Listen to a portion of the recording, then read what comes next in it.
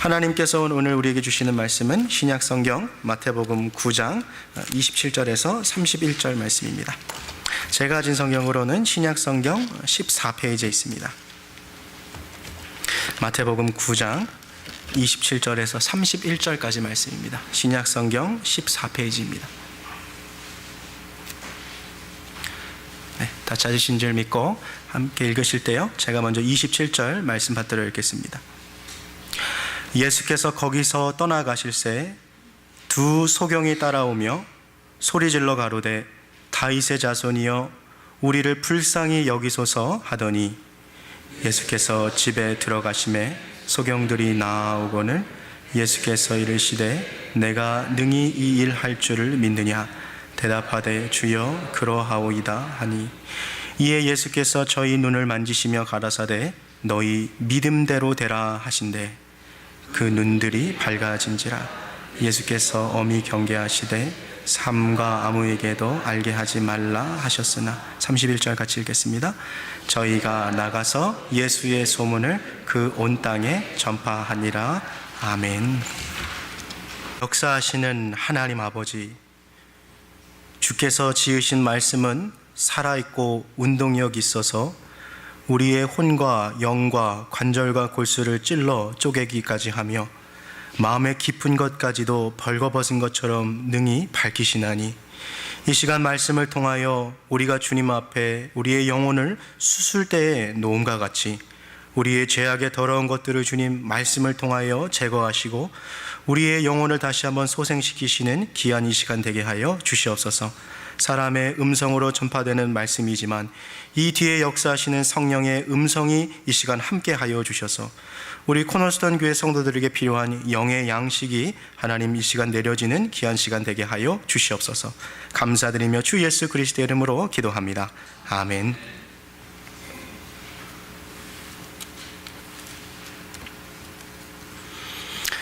네, 우리 전후좌우 계신 분들 보면서 좀 같이 좀 인사하겠습니다. 한 주간 잘 지내셨습니까? 좀 인사합시다. 네.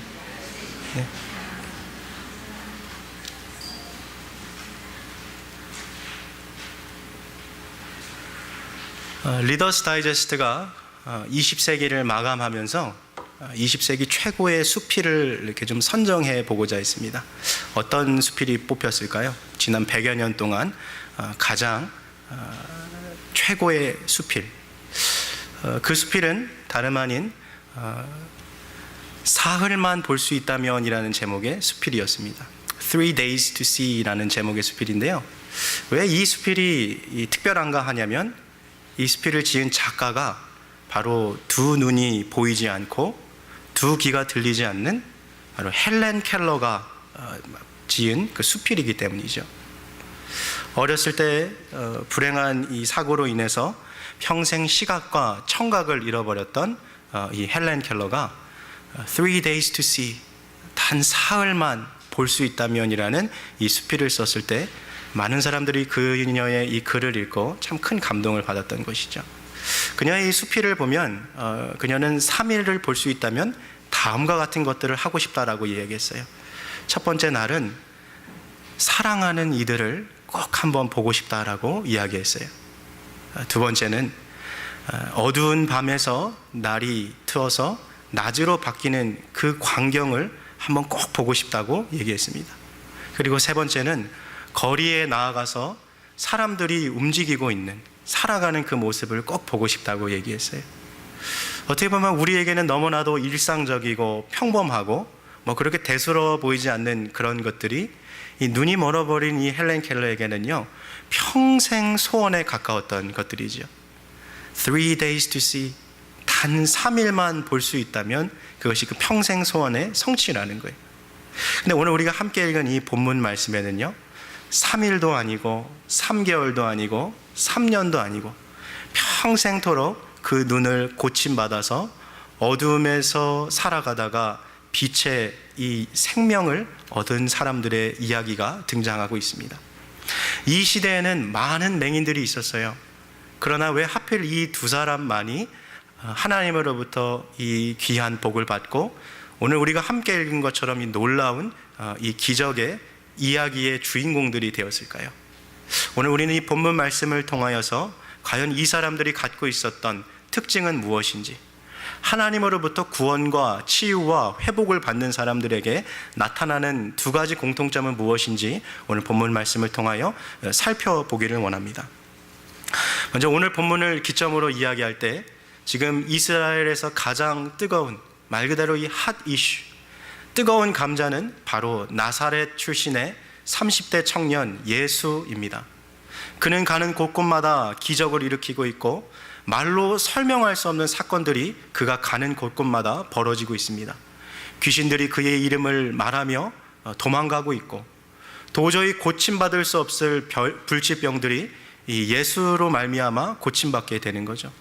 죽은 줄만 알았던 소녀가 다시 한번 생기를 얻어 자리에서 일어나게 되고, 10여 년 동안 아파하고 있던 여인이 예수님을 통해서 이 나음을 받는 사건들이 일어나게 됐어요. 사람들은 이 나사렛 출신의 이 청년 예수에게 뭔가 특별한 것이 있다는 것을 알게 되었어요. 그래서 수천 명의 인파들이 날마다 구름대처럼 그를 따라다니고 있습니다. 그러나 그 중에 예수가 정말 누구인지를 아는 사람들은 소수에 불과했던 것이지요. 사실 이 예수가 누구인지라는 이 질문은 너무나도 중요합니다. 만일 이 두 맹인도요, 예수님이 누구인지 몰랐다면 예수님을 따라갈 필요가 없었을 거예요. 이 세상 사는 많은 사람들이 예수님을 잘 모르기 때문에 그를 찾지도 않고 따르지도 않습니다. 아니, 도대체 그 예수가 누구길래 내가 지금 이 먹고 살기도 바쁜 이 세상에 그 사람 만나러 따로 시간을 내야 하는가라는 질문을 하죠. 그러니까 세상 사람들에게 예수는 나와 똑같은 또 다른 이 사람에 불과한 거죠. 어떤 사람들에게 예수는 석가모니나 공자나 소크라테스와 같은 성인의 한 사람에 불과합니다. 그렇다면 오늘 성경에서 말하고 있는 이 예수님은 어떠한 분이시길래 도대체 이 두 맹인이 예수님을 지금 따라오고 있는 것일까요? 그리고 지금 오늘 이 순간까지도 전 세계에 있는 수많은 사람들이 이 예수님을 따라가고 있는 것일까요?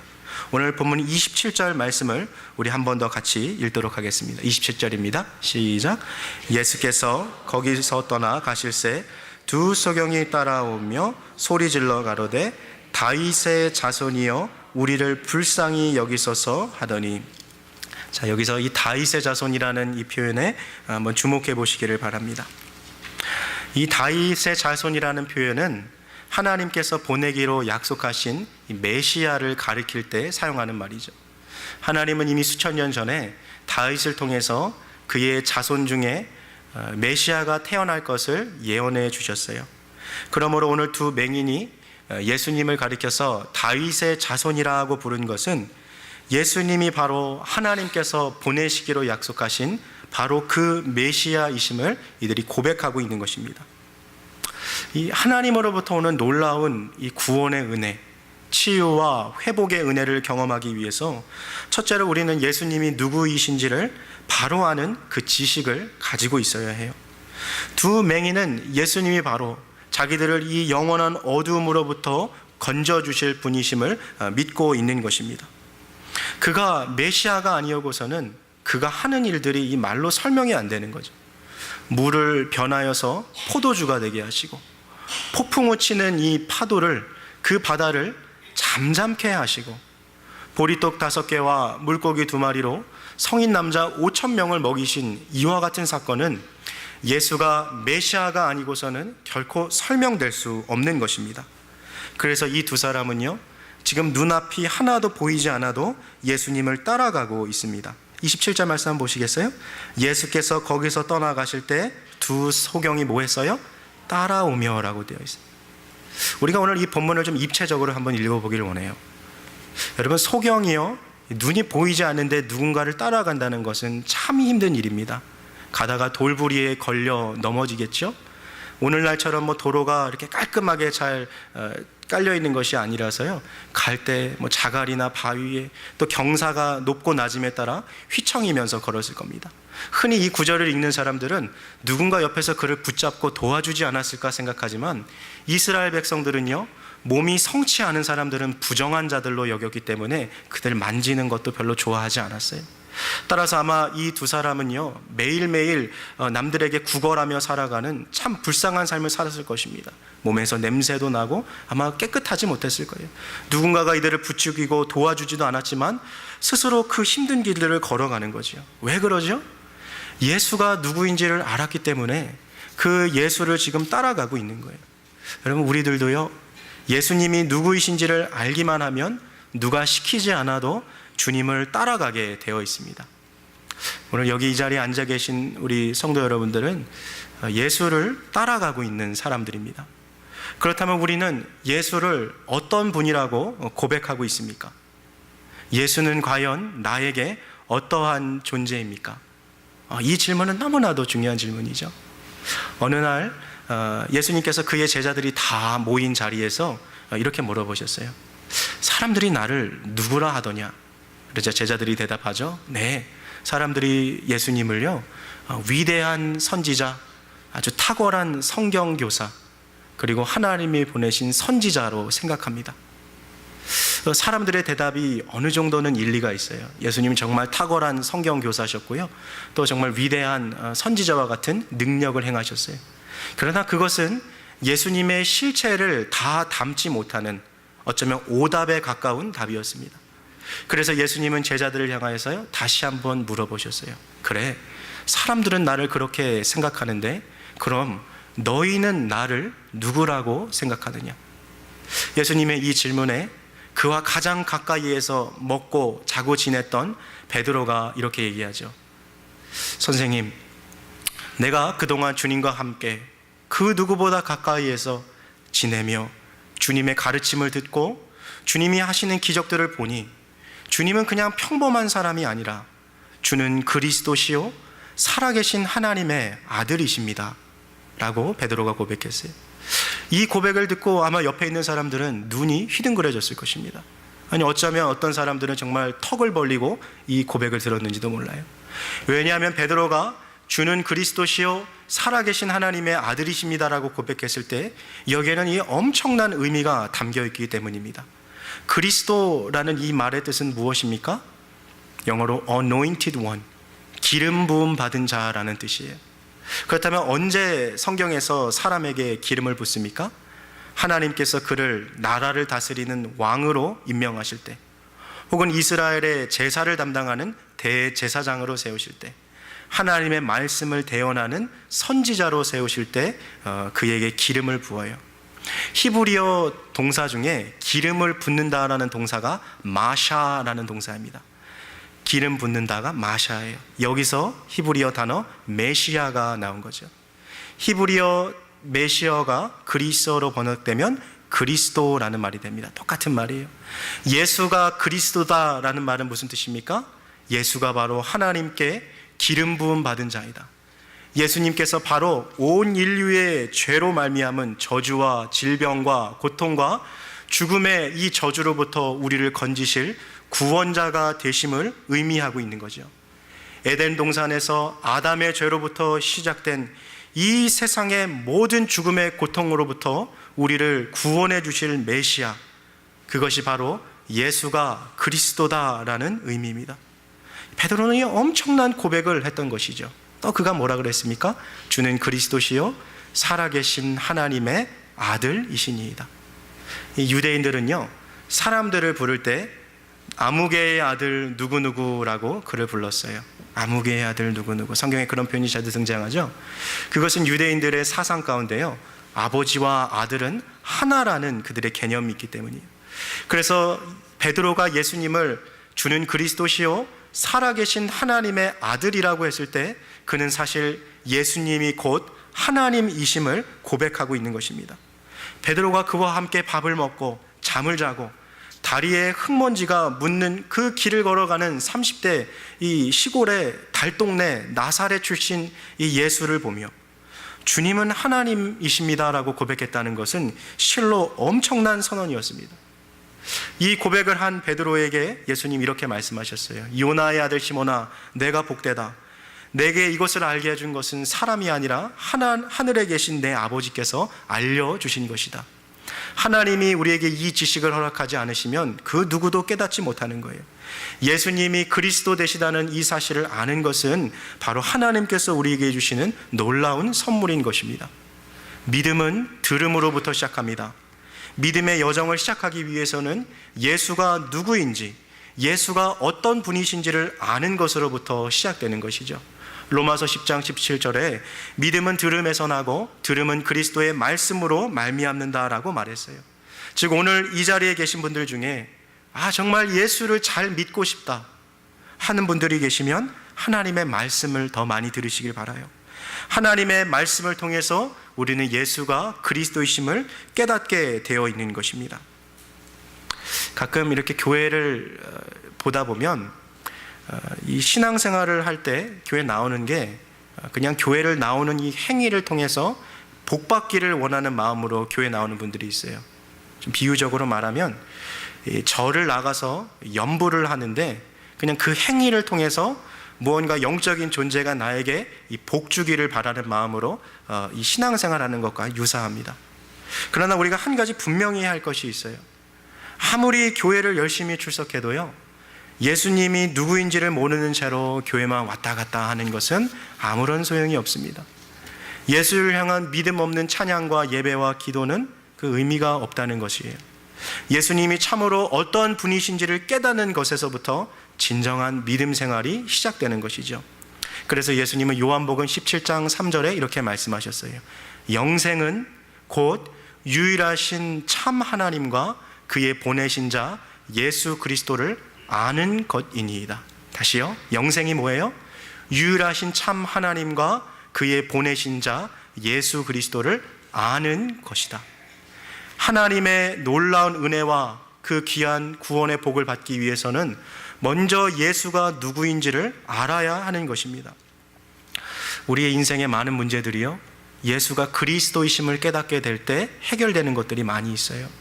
오직 예수만이 우리의 영혼의 참된 구원자라는 것을 깨닫게 되면 한 사람의 인생이 송두리째 바뀌게 되고 있어요. 27절 한번 다시 보시겠어요? 예수께서 거기서 떠나가실 때 두 소경이 뭐합니까? 따라가고 있어요. 앞이 보이지 않습니다. 아무도 도와주지 않아요. 돌부리에 걸려 넘어지고 휘청이며 가지만 그 어떠한 것도 예수를 따라가는 이들의 삶에 장애물이 될 수 없는 거예요. 예수가 누구인지를 아니까 그 어떤 난관과 힘듦과 어려움과 고통 속에서도 끝까지 주님을 따라가고 있는 것이죠. 오늘 이 자리에 앉아있는 우리 코너스톤 교회 성도 여러분, 예수님은 우리에게 어떤 분이십니까? 예수는 그리스도시다라고 고백은 하고 있지만 사실 그 참된 의미는 모른 채 그냥 입술로만 고백하며 살아가고 있지는 않습니까? 혹은 예수가 그리스도시다라고 고백하고 있지만 마치 그 병풍 속 안에 들어가 있는 종이 호랑이처럼 예수님을 무시하며 업신여기며 그렇게 살아가고 있지는 않습니까? 성경에서요, 예수가 그리스도다라고 고백했다는 사람들의 삶 가운데 나타나는 공통점이 하나 있어요. 그것은 그들이 모든 것을 버리고 예수를 따랐다는 거예요. 베드로와 안드레는요, 배와 그물을 버리고 예수를 따랐어요. 야고보와 요한은 그의 아버지 부친을 배에 두고 예수님을 따라갔어요.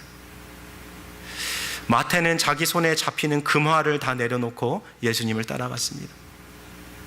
자기의 인생에서 가장 값진 것들을 다 내려놓고 주님을 따라갔다는 거예요. 예수님이 누구이신지를 깨달으니 그처럼 삶에서 놀라운 변화가 일어났다는 거예요. 그렇다면 우리는 어떻습니까? 예수님을 만난 이후에 정말 우리의 삶 가운데 나타나는 놀라운 어떤 눈에 보이는 큰 변화가 있습니까? 지난주 저희 교회에 이 60대 이 백인 남자가 저를 보기 위해서 교회를 찾아왔어요. 마이크라는 사람인데요, 이 사람의 스토리는 이래요. 지금 저희 교회에서 멀지 않은 이 라운드 레이크 지역에서 가정에서 이렇게 교회를 이렇게 운영하고 있는 이 평신도 지도자인데요, 좀 특별한 행사를 위해서 좀 교회 건물을 빌리고 싶다 그래서 그걸 좀 요청하려고 교회에 왔어요. 이 사람의 살아온 스토리를 들어보니까 그는 10대 때요, 정말 술과 담배, 마약 막 찌들어서 살아갔어요. 근데 더 신기한 것은, 놀라운 것은 그가 평생 크리스찬으로 살아갔다는 거예요. 근데 교회에서 그 누구도 그에게 예수님에 대해서 진지하게 소개해 준 적이 없다는 거죠. 10대가 되었는데도 아직 예수님이 누군지 잘 몰라요. 교회는 다니고 있는데. 그러던 어느 날 이 마약에 너무 중독돼 가지고 삶이 거의 망가질 정도의 파탄의 지경에 이르렀던 거죠. 그 가운데 그의 교회에 함께 출석하고 있는 어떤 성도가 이 마이크에게 찾아와서 이렇게 얘기하는 거예요. 마이크, 너 혹시 예수님에 대해서 알고 있니?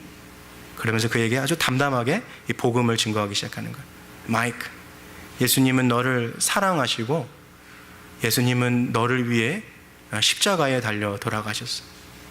너무나도 단순하고 주일학교 수준의 복음이지만 그 사람이 그 복음을 들었을 때 왠지 말로 설명할 수 없지만 자꾸 눈물이 멈추질 않는 거예요.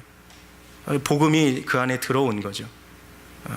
예전에는 그냥 귀로만 듣던 복음이 마음으로 들리기 시작하는 거예요. 참 신기하게도 그날부터 그토록 끊을래야 끊을 수 없었던 술과 담배와 마약이 다 끊어지더래요.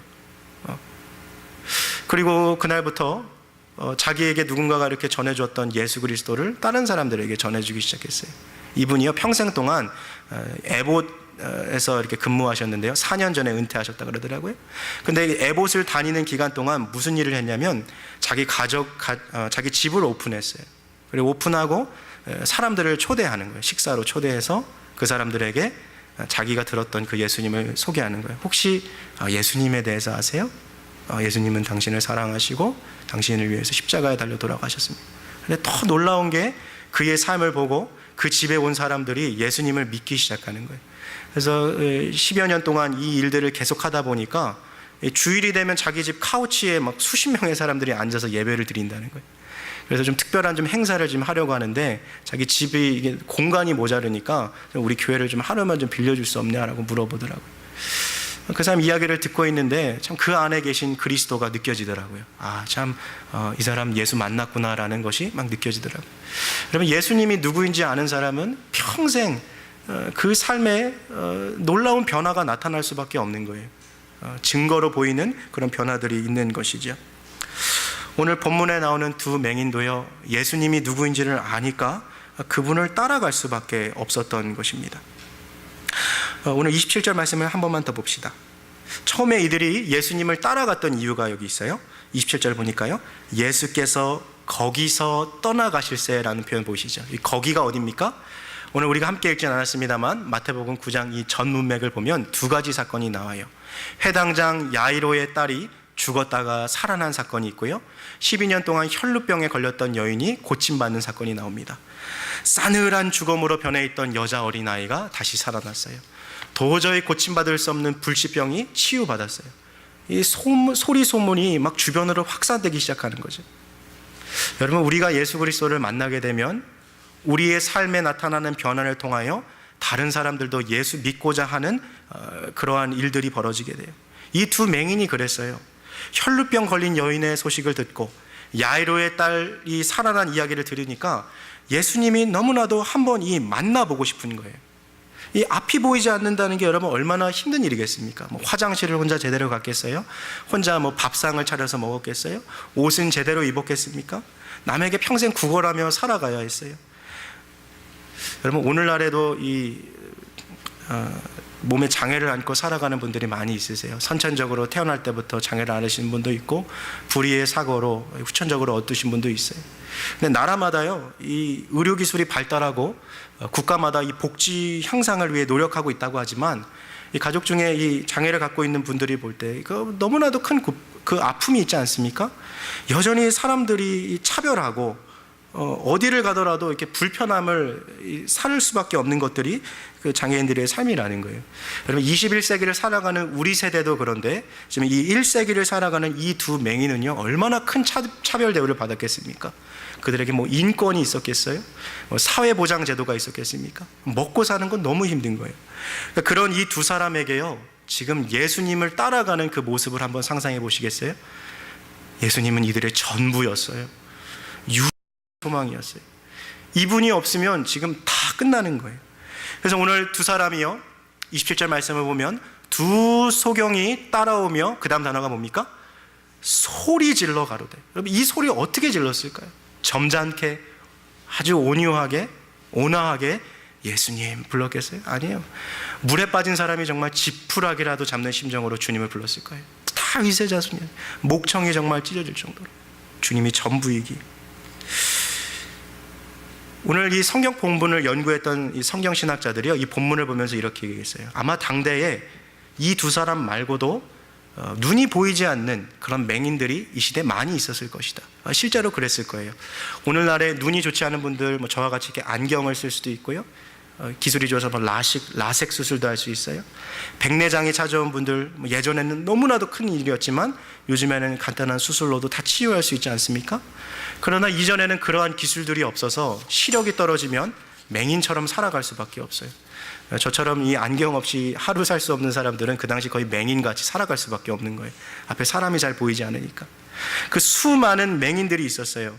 그런데 모든 맹인들이 다 예수님께 나온 게 아니에요. 다 고침받은 것이 아니에요. 오늘 본문에 나오는 이 두 사람만이, 예수 그리스도가 누구이신지를 깨달은 두 사람만이 주님께 나왔습니다. 오늘 예수님께 나왔던 이 두 사람의 맹인은 육신의 눈은 멀어 있는지 모르지만 그들의 영의 눈은 확실히 뜨고 있었던 거예요. 그런데 오늘 정반대로 세상을 바라보는 육신의 눈은 확실히 뜨고 있지만 예수님이 하나님의 아들이심을, 예수님이 바로 우리를 죄에서부터 구원해 주실 메시아라는 것을 보지 못하는 영적 소경들이 너무나도 많다는 거예요. 교회 안에도 있고요, 교회 밖에도 있어요. 그래서 우리의 사명은 무엇입니까? 교회 안팎에 있는 이 사람들로 말미암아 예수님이 누구이신지 아는 그 지식을 전해줌으로 인해 그들이 영혼의 눈을 뜰 수 있도록, 영적인 어둠에 갇혀있는 그들에게 영적인 빛을 전해주는 거예요. 또 이미 눈을 떴다고 생각하는 우리들도 또다시 영적 소경이 되지 않도록 우리의 영혼의 구원자 되신 예수님을 계속 바라봐야 되네요. 믿음의 주여 온전케 하시는 이인 예수를 바라봐야 하는 거예요. 예수님이 나에게 어떤 분인지, 그분이 내 인생에 어떤 의미를 주시는 분인지, 예수가 그리스도라는 사실이 나에게 어떠한 영향을 끼치고 있는지를 늘 우리에게 봐야 하는 것입니다. 놀라운 구원과 치유와 회복의 은혜가 무엇으로부터 시작합니까? 첫째로 예수님을 아는 이 지식으로부터 시작하는 겁니다. 자, 그러나 예수님을 아는 것만으로는 그것이 온전치 않아요. 둘째로요, 예수님께서 내 삶의 구원을 베푸실 수 있는 능력의 주님이심을 확신해야 하는 거예요. 이 복음서를 읽어보면요, 예수님이 행하셨던 것들에 이렇게 반복적으로 나타나는 한 가지 패턴이 있어요. 그것은 주님이 누군가를 이렇게 고치시기 전에 비슷한 질문을 물어보시는데요, 우리 28절 말씀을 한번 보시겠어요? 우리 28절 말씀 함께 같이 읽겠습니다. 28절입니다. 시작. 예수께서 집에 들어가심에 소경들이 나오거늘 예수께서 이르시되 내가 능히 이 일 할 줄을 믿느냐. 여기까지 읽겠습니다. 자, 주님 꼭 이 질문을 물어보세요. 자, 27절부터 한번 보시겠어요? 소경이 따라왔어요. 예수님 앞에 부르질렀어요. 마치 뭐와 같냐면 우리가 금요 예배나 주일 예배 나와서 이 자리에 앉아서 소리 질러서 주여 나 이거 도와주세요, 주님 나 좀 고쳐주세요, 주님 날 좀 치료해 주세요 라고 간절히 기도했어요. 근데 그러면 주님께서 치료해 주십니까? 아니에요. 그 전에 한 단계가 더 있다는 거예요. 28절 다시 봅시다. 주님 뭘 물어보세요? 내가 능히 이 일 할 줄을 내가 믿느냐? 주님 물어보세요. 주님 늘 믿음을 먼저 점검하세요. 왜냐하면 믿음이 없이는 치유와 회복의 역사가 일어나지 않기 때문에. 앞선 이야기한 대로 이 두 사람 혈루병 여인 이야기 듣고 왔어요. 야이로의 딸이 죽었다 살아난 사건 듣고 왔어요. 그러나 그들이 가진 믿음으로 이 두 사람이 고침받는 거 아니에요. 예수님은 늘 우리의 개인적인 믿음을 점검하세요. 본인이 예수님을 스스로 믿어야 능력이 일어나는 거예요. 그래서 이 두 소경에게 딴 사람은 몰라도 그들이 어떻게 생각하는지 상관없이 내가 능히 이 일을 할 줄을 너가 믿느냐라고 주님 물어보셨던 거예요. 여러분, 오늘 예수님께서요 이 동일한 질문을 우리들에게 물어보고 계세요. 너희는 내가 이 일을 행할 줄을 믿느냐라고 주님 물어보고 계세요. 다른 사람이 구원받고 다른 사람의 가정이 회복되는 거 주님 믿습니다라고 말하기는 쉬워요. 그러나 주님이 지금 우리들이 겪고 있는 바로 그 개인적인 퍼스널한 그 프로블럼들을 주님이 해결해 주실 수 있는 분으로 믿고 있느냐라고 물어보시는 거예요. 예를 들면 이런 거예요. 도저히 바뀌지 않을 것 같은 내 가족의 구원 문제, 아무리 기도해도 통교회 나오지 않는 내 배우자, 내 남편, 내 아내, 아무리 노력해도 교회 근처에도 나오지 않는 내 아들, 내 딸, 그 문제, 그거 하나님께서 해결해 주실 거 믿느냐라고 주님 물어보고 계신 거예요. 또한 10년 넘게 나를 지금 괴롭히고 있는 내 안의 육신의 이 질병, 그 병이 나을 수 있느냐고 주님 물어보고 계신 거예요. 도무지 해결할 수 없을 것처럼 보이는 내 가정의 문제, 그거 주님께서 해결해 주실 수 있느냐고 주님 묻고 계세요.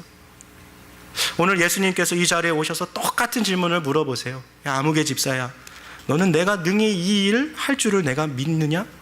여러분 뭐라고 대답하시겠어요? 뭐라고 대답하시겠어요? 주님, 다른 사람은 다 되는데 저는 안 돼요.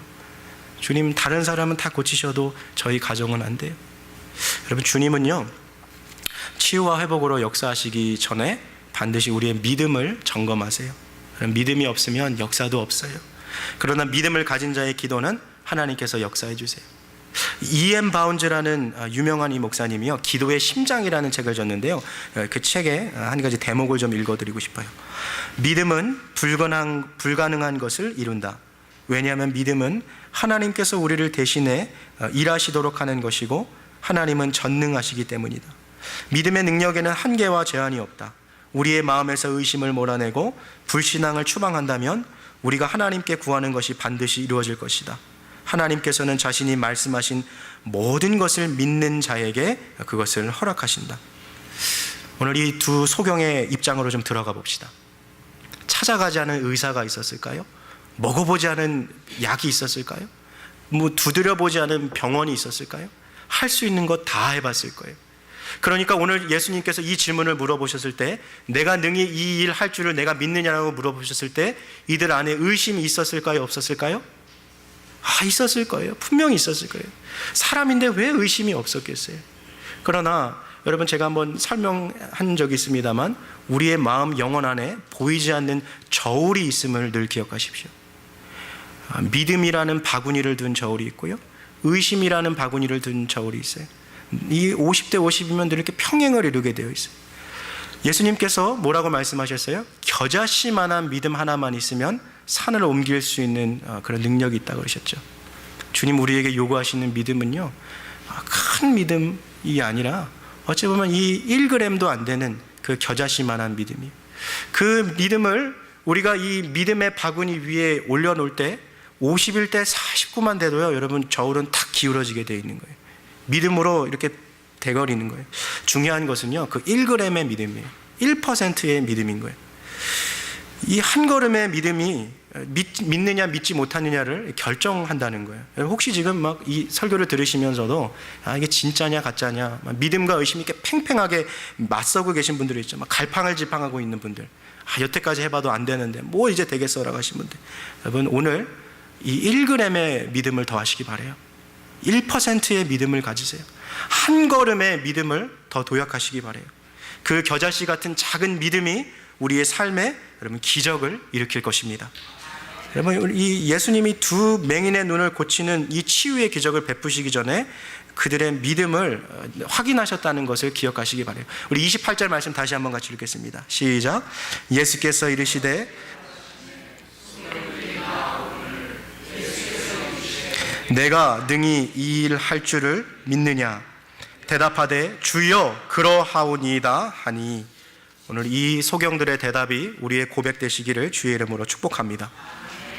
이 일이 뭐예요? 이 일, 바로 이들의 눈을 고치시는 그 일이, 주님께서 나의 이 퍼스널한 프로블럼, 내 개인의 문제, 내 질병의 문제, 내 가정의 문제, 내 자녀의 문제, 내 비즈니스의 문제, 남에게 말 못할 내 사연들을 주님이 고칠 수 있느냐를 주님 믿고 물어보고 계신 거예요. 여러분, 우리가 기도하고 간구하는 것은요, 믿음의 크기만큼 응답받게 되어 있어요. 삶은 우리가 믿은 대로 이루어지고 우리가 믿는 만큼 이루어져요. 이것이 성경이 말하고 있는 믿음의 원리예요. 그래서요, 오늘 이 29절 말씀을 한번 보시겠어요? 제가 한번 읽어볼게요. 이에 예수께서 저희 눈을 만지시며 가라사대, 자, 그 다음 예수님이 뭐라고 하십니까? 함께 읽겠습니다. 너희 믿음대로 되라 하신대. 뭐만큼요? 믿음대로. 믿음만큼 되는 거예요. 믿음의 크기를 넓게 연 자가 하나님 앞에 많이 받는다고 말씀하고 계세요. 믿음의 크기만큼 역사가 일어나고 있다는 거예요. 미국 남부의 이 미시시피 강에서 이렇게 낚시를 하고 있는 한 남자가 있는데요. 낚시 가보신 분들은 알지만 낚시하는 사람들의 이 목표가 뭡니까? 가능하면 이렇게 큰 고기 잡는 거 아니에요? 4자, 5자, 6자, 7자 막 좀 어쩌면 잘 키만한 거 막 잡고 막 그런 게 목표인데, 이 낚시하고 있는 이 남자가요, 이 고기를 잡으면 큰 거는 다 놔주는 거예요. 이상하죠? 큰 고기를 갖고 집에 가야 되는데 큰 고기는 다 놔주는 거예요. 하루 이틀 그렇게 하는 것은 뭐 그럴 수 있다 하는데 계속 이게 반복되니까 같이 옆에서 낚시하고 있던 사람들이 궁금해서 물어보는 거예요. 당신 도대체 왜 큰 물고기 잡으면 그거 놔주고 작은 것만 가져갑니까? 그러니까 그 사람이 머리를 극적이면서 실실 웃으며 말하는 거예요. 우리 집에는요 후라이팬이 25cm밖에 안 돼서요 큰 거 필요가 없어요. 그랬다는 거예요. 다 그랬다는 거예요. 우리가 하나님 앞에 나아갈 때요 마치 그 남자 같은 때가 너무 많아요. 주님께서 우리에게 주시려는 것은 큰 것을 예비하셨는데 내가 가지고 있는 믿음의 크기가 너무 작아서 받지 못하는 거예요. 어쩌면 우리가 물어봐야 할 질문은요, 하나님 이거 도와주실 수 있으세요? 하나님 정말 능히 이거 해결해 주실 수 있으세요? 라고 물어보는 것이 아니라 뭘 물어봐야 돼요? 내가 주님의 그 무한한 능력을 담을 만한 믿음의 그릇을 준비하고 있는가를 물어봐야 하는 거예요. 여러분, 주님은 이미 우리를 도와주시려고 이미 준비하고 계세요. 무한하신 그 능력으로 그 은혜의 축복을 주님 주시려고 하나님 기다리고 계세요. 그러나 그 은혜의 축복을 담을 만한 우리의 믿음의 그릇이 과연 준비되어 있는가 하는 것을 우리가 봐야 해요. 또한 믿음의 그릇을 준비하고 있다면 나는 얼마나 큰 그릇을 지금 준비하고 있는가를 봐야 합니다. 믿음의 그릇을 준비하시기를 바랍니다. 자, 우리 29절 말씀 우리 한 번만 더 같이 읽겠습니다. 시작. 이에 예수께서 저희 눈을 만지시며 가라사대 너희 믿음대로 되라 하신대. 아멘. 주님의 능력을 믿으시고 믿음의 그릇을 준비하시기를 바랍니다. 이야기 하나 하고 오늘 설교를 좀 마치려고 해요. 미국에서 실용음악의 요람이라 하면 바로 저 버클리 음대라고 할 수 있을 거예요. 저 버클리 음대에 입학했던 이 한국인 중에요, 이 앞이 보이지 않는 사람이 있어요. 영어 이름은 치라고 되어 있는데 사실 풀네임이 김치국이에요. 빨리 하면 김치국 이렇게 되는 사람인데, 김치국이라는 이 사람인데요, 이 사람이 3살 때 심장 수술을 했어요. 장기적으로 이제 병원에 입원하다 보니까 그게 조금 잘못돼서 5살 때부터 이 시력을 잃어가기 시작하는 거예요. 10대가 되니까요 17살 때쯤에 그게 빛이 눈에 들어오지 않아서 시력을 다 잊어버렸어요. 근데 이 사람에게 놀라운 재능이 하나 있었어요. 그게 뭐냐면 만지는 악기마다 다 잘하는 거예요. 피아노, 드럼, 바이올린, 기타, 트럼펫, 색소폰, 그가 만지면 탑 연주가가 되는 거예요. 보이지 않지만 너무 이 악기가 좋고 음악이 좋아서요 하나님 앞에 기도하면서 남들보다 정말 흘리는 더 배에 땀을 흘리며 연습했어요. 버클리 음대 졸업하고요 뉴욕 주립대를 졸업했어요. 그가 이렇게 열심히 하는 것을 보았던 그 버클리 음대 교수가 그 사람을 버클리 음대 교수로 초청했어요. 29이라는 최연소의 나이에 버클리 음대 실용음악과 교수가 됐어요. 두 눈이 멀어버린 그 청년이, 그가요 삶에 대해서 정말 비난하고 또 눈물 흘리며 살아갈 수 있었지만 남들이 볼 때 너무나도 기뻐하고 감사하며 사니까 사람들이 너무 궁금한 거예요. 아니, 교수님은 어떻게 그렇게 두 눈이 보이지 않는데도 다른 사람들보다 그렇게 맨날 이렇게 웃으면서 기쁘게 살아갑니까? 그분이 이렇게 인터뷰 가운데 이런 말 하더라고요. 영어 속담에 그런 말 있죠. 삶이 레몬을 주면 그것으로 레모네이드를 만들어라. When life gives you lemons, make lemonades. 레몬이 얼마나 셔요. 레몬만 갖고 있으면 얼마나 셔요. 근데 우리가 기도하고 간구할 때 하나님이 우리의 인생에 생각지도 않는 설탕과 시럽과도 같은 요소들을 주신다는 거예요. 그리고 그것을 통해서 맛있는 레모네이드로 만들어 주신다는 거예요. 많은 사람들이 삶의 프로블럼 그 자체만을 보지만 자기는 믿음을 가지고 주님이 주시는 솔루션을 본다는 거예요. 그렇게 살아왔더니 하나님께서 자기에게 놀라운 은혜를 베푸셨다는 것을 경험하고 살아간다는 거예요. 하나님이 내 소원을 들어주시고 주님이 나의 빛이 되셔서 비록 두 눈은 볼 수 없지만 눈을 뜨고 살아가는 사람들보다도 더 행복하게 살아가고 있다고 고백했던 것이 바로 이 버클리 음대 지금도 실용음악가로 살고 있는 이 김치국 교수의 이 고백이었어요. 사랑하는 우리 성도 여러분, 하나님은 우리를 위해서요 좋은 것 예비해 두셨어요. 주님은 우리가 망하고 아프고 다치고 고통하는 것을 원하는 것이 아니라 우리의 인생에 기쁨과 즐거움을 주시고 우리 가운데 치유와 회복을 허락하시며 우리가 구하는 가장 좋은 것들, 우리가 상상하는 것, 생각하는 것보다 더 넘치도록 차고 넘치게 부어주시기를 원하시는 하나님이십니다. 그러나 이 은혜를 받기 위해서 우리가 준비할 것이 있습니다. 첫째로 예수가 누구이신지를 바로 알아야 해요. 둘째로 이 예수가 우리를 위해서 하실 일들을 능히 믿어야 합니다. 사랑하는 성도 여러분, 우리 주님은 이미 주실 준비가 되게 계세요. 주실 수 있는 능력을 갖고 계신 분이세요. 우리는 뭘 준비해야 돼요? 믿음의 그릇만 준비하면 되는 것입니다. 이 귀한 믿음의 삶을 가지고서 하나님 주시는 그 귀한 복을 누리며 살아가실 수 있는 저와 우리 코너스톤 교회 성도님들 되시기를 주님의 이름으로 축복합니다. 함께 같이 기도하시겠습니다.